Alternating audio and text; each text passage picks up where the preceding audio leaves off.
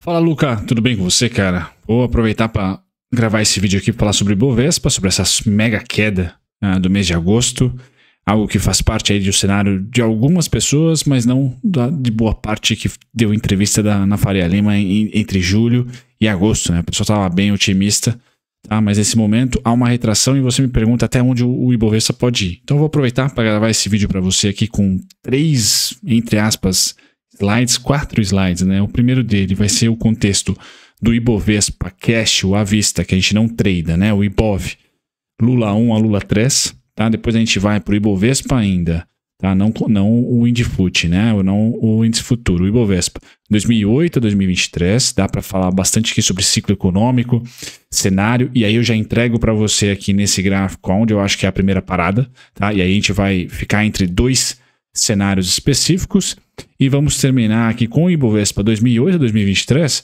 mas aí com as bolinhas que eu pintei aqui para você escolher um cenário, né, específico, tá certo? Eu acho que são dois cenários que nós temos e aí você, como se você for investidor, por exemplo, você tem que escolher mais um ou outro na ótica do investidor, não do trader, para você aumentar os aportes acreditando em um cenário ou não, ou ser cético, diminuir os aportes acreditando em outro cenário. Então eu pintei as bolinhas aqui para tentar explicar para você e ficar menos futurológico possível, mas tem os pontinhos que eu vou dar o zoom aqui.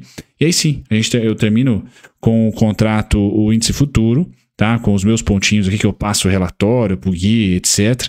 Onde eu acho que esse índice pode estacionar aí no curtíssimo prazo / mês de agosto. Do desgosto clássico do Ibovespa. Beleza? Vou passar para o disclaimer aqui só por força maior e vou mandar bala. Vamos falar sobre índice futuro. Então, vou falar sobre Ibovespa, perdão. Primeiro, então, contexto Lula 1 a Lula 3, 2000 a 2023. Luca, o principal que a gente tem que ter em mente é que a partir de 2021, seja por ciclo monetário ou no caso de 2011, por ciclo econômico, em 2001, 2000 por ciclo econômico, não importando que tipo de crise nós temos, tá? O mercado responde mais ou menos que da mesma maneira, ele rima. Tá? Então os eventos são caóticos, incertos, a gente nunca sabe qual vai ser a próxima crise e o que vai causar a próxima crise, mas em termos de mercado financeiro, tudo é lucro futuro, lucro projetado. Então ou é uma crise tipo crash 2008, 2020, tá? Ou é uma crise sistêmica, e 2000 também, né, das .com, ou é uma crise mais sistemática de desaceleração econômica, como foi, por exemplo, em 2011. Tá? A crise sistêmica e forte foi em 2008, perdão, e a crise mais devagar, desaceleração, etc., foi em 2011.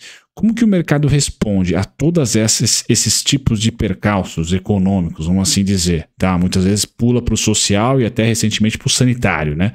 Mas sempre na ótica da economia. Então, como que o mercado responde? O mercado responde, o Ibovespa, com uma linha de tendência em baixa.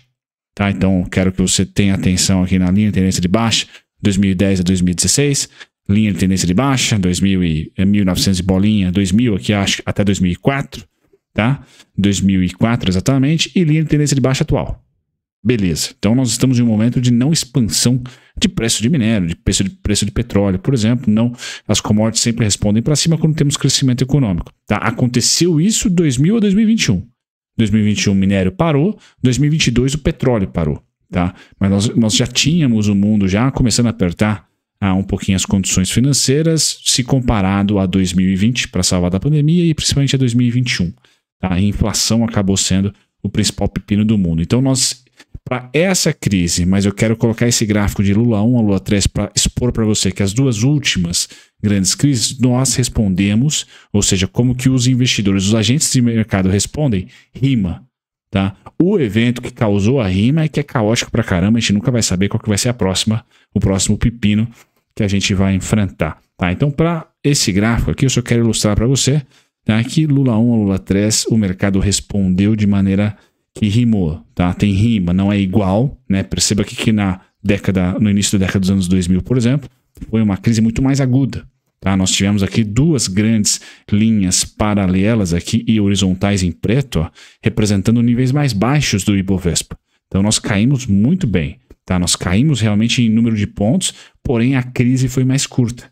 Tá? Foi de 2000 a 2003, 2004 ali, nós já saímos dessa crise. Enquanto que de 2010 até 2000, aqui eu coloco 16 como fundo, mas nós fomos romper aqui em 2017 praticamente. Foram 7 anos, aqui foram 4 anos. tá? E na atual nós temos 2021 julho, tá? Estamos em agosto de 2023, 2 anos de lateralização. Beleza? Para expandir, eu não vou falar sobre os motivos pelos quais você poderia construir uma tese de expansão de preço. Você poderia falar que o mundo volta a crescer, que a China reabriu e que temos ali commodities, mundo multiglobalizado, então o Brasil vai se beneficiar bastante, etc. O Brasil tem energia barata e abundante, o mundo não tem, vamos se transformar no exportador, vamos expandir preços. Corte de juros, vamos expandir preços. Bolsa é juros também. Tá? Bolsa é juros também. Porém, a nossa bolsa aqui, ela é menos juros do que o S&P, por exemplo. Que ela depende mais de preço de termos de troca. Então, para uma Vale, para uma Petrobras, o CDI não é tão sensível. Ela não é tão sensível ao CDI. Tá? Enquanto que o S&P, sim, hoje nós temos as principais empresas lá de tecnologia, então elas são bem sensíveis, embora, como elas são monopólios ali, né, não declarados, elas têm muito caixa. Então, a própria subida do Fed lá não fez muito verão no S&P. O S&P está em máximas históricas. Mas esse é um papo aqui fora do Ibovespa. Fora do que você está pesquisando. Eu só quero entregar para vocês por que tem essas bolinhas, por que tem esses desenhos. Ou é ciclo monetário ou é ciclo econômico. Tá? E na ótica somente então de economia. E o mercado responde, nas últimas grandes crises, respondeu de maneira mais ou menos orquestrada ali, rimou, parecido. Bacana, vamos pular agora mais para o curto prazo. Então 2010, 11 para cá, 2008, perdão, para cá. Quais são os 2 cenários que nós temos que apostar, tá certo? A última crise foi 6 anos, você tem que apostar que essa crise atual vai ser menor ou vai ser mais ou menos parecida, entre 5, 4 a 6 anos, tá? Nós estamos no segundo ano, tá? Então, a primeira tese, né, o primeiro viés que você tem para o Ibovespa é tempo. Pô, você vai achar que vamos rimar no tempo ali, no comportamento, entre 4 a 6 anos? Por enquanto estamos performando 2 anos de crise somente, e não 6 anos praticamente como tivemos de 2010 até 2016. Mas o que eu quero trazer aqui de o que rima, tá? É a base indicando desconto, linha horizontal preta, a base indicando desconto, linha horizontal preta, e a linha de tendência de baixa. Beleza? Linha de tendência de baixa. Bacana, agora acho que a gente vai para os 2 cenários mais visuais aqui. Então, eu, Bruno Mazzoni, e você temos que escolher em agosto, tá? Porque estamos testando a linha de tendência de baixa, a pontilhada. Temos que escolher que estamos em 2014, por exemplo, ou estamos em 2016, tá? Qual a mudança de um cenário para o outro? No cenário amarelo, 2014, aqui quem aloca em ações, por exemplo, tinha que ser cético aqui. Tinha que olhar para a inflação, tinha que olhar para o crescimento global, tinha que olhar para o valuation, tá? E tinha que olhar também para a parte técnica do Ibovespa e dizer, poxa, não acredito em expansão, não tem ali um cenário de expansão de preços. Portanto, nesse momento aqui em 2014, o mais prudente foi, falar de águas passadas é sempre mais fácil, mas vamos utilizar aqui como exemplo empírico, né? Foi diminuir o aporte em ações, acreditando que você está cético, tá? Então nós vamos voltar para o desconto, para o roxo, tá? Se você acha que estamos nesse momento, tá? Você não pode pintar aqui de verde. Você tem que pintar aqui de amarelo, diminuir os aportes em ações agora, valorizar as ordens limitadas, não comprar a mercado ou não comprar, priorizar a renda fixa, seja aqui ou nos Estados Unidos, por exemplo, porque você está acreditando que estamos aqui e vamos rumar direto para o desconto. Desconto hoje está no 102 mil e pouquinho lá do índice futuro e no índice Ibovespa começa ali no 98.410. Acho que é o desconto, 98.410. Se eu tiver enganado, um pouquinho mais para cima, tá? Me perdoe.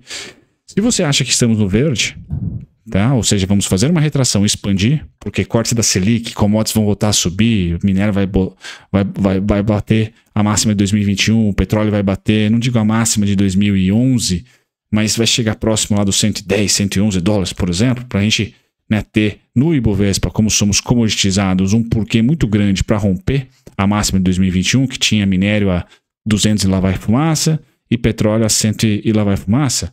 Pois bem, 113.700. Então essa é uma primeira resposta para a sua pergunta, até onde o Ibovespa pode ir em agosto, 113.700, o Ibovespa à vista, tá? Mas eu quero dar os 2 cenários para você, o amarelo e o verde, como alocador de recursos. Não sei se você não sei se é por isso que você está me perguntando, tá? Mas como alocador de recursos, a gente tem que, entre aspas, especular em um cenário amarelo ou verde. Ou eu compro e aproveito o último desconto, que é o cenário verde. É o último desconto, a última queda antes de comprar sempre mais caro, ou basicamente todos os meses aqui com uma leve chance de ser mais caro que o mês anterior. Ou eu seguro a mão, vou comprando renda fixa, e o Roberto vai ter que cortar juros porque a gente vai ter uma recessão, então pré-fixado é o melhor dos mundos por hora, tá? E aí quando a inflação parar de ceder, eu vou para o pós-fixado e bolsa eu diminuo, tá? Continuo comprando, mas diminuo. Por quê? Porque o desconto está longe, o desconto é o azul, tá? O desconto é o azul. Beleza?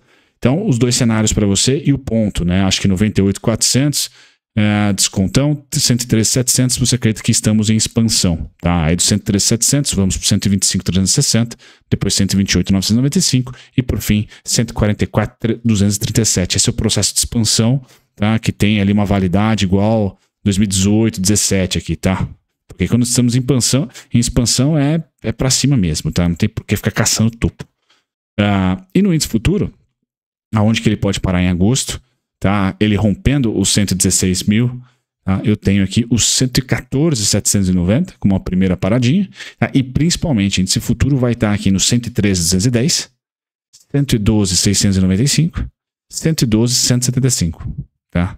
Esses são os pontos, né, para desenhar para você aqui, onde em relatório, né, eu olharia para esse cara estacionar, tá, entre agosto e setembro. Tá? E aí achar fundo aqui e voltar a subir. Subir até quanto? Até o 117.915, 119.800. E se você quer expansão, vamos embora. Tá? 125.575, 128, 129 e arriba. Beleza? Então, acho que eu entreguei para você aí um pouquinho de contexto, mais do que os pontos técnicos, talvez ajude você. O mais divertido é você realmente apostar em uma tese e operacionalizar isso. Então, se você está mais otimista, você está no 113 lá do Ibov à vista, mas principalmente está fazendo o quê? Você está comprando bolsa igual ou mais do que renda fixa, por exemplo, mês a mês. Tá? Porque você acha que é o último mês de desconto. Você está igual ou mais renda fixa, que é operacional. É você não só ficar nas ideias, mas também pôr para funcionar o seu plano. Agora, se você está cético, o azul desconta distante. Tá? Eu, pessoalmente, não comprei nada em junho, não comprei nada em julho, tá? Na expectativa dessa queda. Mas é uma queda mediana. Tá? O que eu fiz, então? Eu só cadastrei ordens limitadas. Tá? Eu não comprei a mercado nem em junho, nem em julho. Mas eu tenho várias ordens limitadas a preços entre maio e março. Tá? Em maio e março a gente vai estar mais ou menos aqui. Se fosse o Ibovespa, mais ou menos entre esses dois azuis aqui, ó. Onde estão minhas ordens. Então eu estou muito próximo de me consagrar, vamos dizer assim, de deixar de ter comprado aqui em cima, acreditando que vai ter um recuo técnico, tá? Então eu prefiro, dentro das condições macroeconômicas, não do Brasil, mas do mundo, do Brasil está mais fácil de se olhar, eu prefiro ter cautela porque muito do nosso fluxo é gringo. Então, assim, o que a Faria Lima acha é 20% importante, os 80% vendo que o Tio Sam está produzindo aí para renda variável, principalmente para os botões aí de mercado emergente. Beleza? Então, espero ter atendido aí o que você falou. Falei que ia ser um vídeo curto, quase 14 minutos aí. Abração.